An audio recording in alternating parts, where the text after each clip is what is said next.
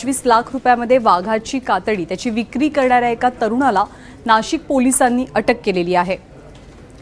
ओमकार आहेर नावाचा हा तरुण कॉलेज रोड परिसरात वाघाची कातडी विकण्यासाठी येणार असल्याची माहिती पोलिसांना कळली आणि त्यानुसार सापळा रचून पोलिसांनी ओमकारला ताब्यात घेतलं आणि बॅगेतली कातडीही जप्त केली आहे। ही कातडी साधारणतः वर्षभरापूर्वीची असल्याचा अंदाज आहे। अधिक तपासासाठी ती हैदराबादच्या केंद्रीय न्यायवैद्यक प्रयोगशाळेमध्ये पाठवली जाणार आहे। दरम्यान वन्यजीव संरक्षक कायद्याअंतर्गत ओमकारवरती गुन्हा दाखल करण्यात आला आहे।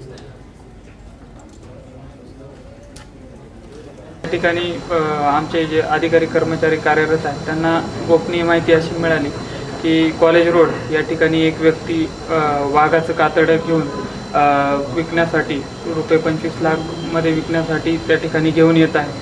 अशी माहिती मिळाल्यावरून त्या ठिकाणी स्टाफसह सापळा रचला असता एक व्यक्ती त्या ठिकाणी एका बॅगमध्ये हे कातडं घेऊन आलेला आहे आणि ते पोलिसांनी त्याला वेळेस त्या ठिकाणी झडप टाकून अटक केलेली आहे।